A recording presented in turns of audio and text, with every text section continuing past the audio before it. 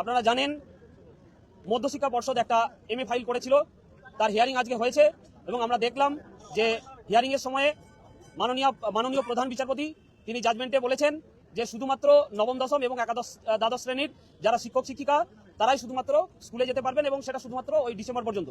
মূলত পর্ষদের যেটা উদ্দেশ্য ছিল আজকে যে 19,000 কর্মী সেই জায়গা থেকে যাতে ছাত্রছাত্রীরা তারা তাদের শিক্ষার অধিকারটা উপযুক্তভাবে পায় এবং রাজ্যের শিক্ষা ব্যবস্থাটাকে সচল রাখা যায়, তার জন্য তারা একটা আবেদন করেছিল।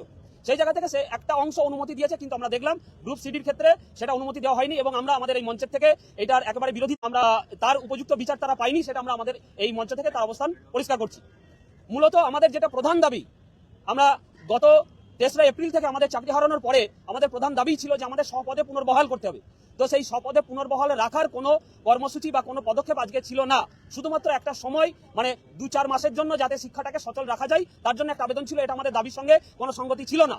সেই জন্য আমরা যে প্রধান দাবি, সেই দাবিটার লক্ষ্যে এগিয়ে যাওয়ার জন্য আমাদের লড়াই, সেই লড়াই আমরা ধারাবাহিকভাবে এগিয়ে নিয়ে যাব এবং আমাদের বিভিন্ন রকম কর্মসূচি আমরা এর আগে ঘোষণা করেছিলাম। আজকে আমাদের এই প্রেস কনফারেন্স থেকে আমরা আজকে সেটা ঘোষণা করবে, এটা আমরা জানিয়েছিলাম। মূলত আমরা আগের যে ঘোষণা সূচি যেগুলো ছিল সেই মোতাবেক আগামী কাল অর্থাৎ 18 তারিখ এবং আগামী পরশু 19 তারিখ 18-19 এই 2 দিন জেলা ভিত্তিক প্রত্যেকটা জেলায় আমাদের যারা চাকরিহারা শিক্ষক শিক্ষিকা এবং শিক্ষাকর্মীবৃন্দ যারা আছেন তারা জেলা ভিত্তিক তারা গণস্বাক্ষর কর্মসূচি গ্রহণ করবে এবং লিফলেট বিলি করবে।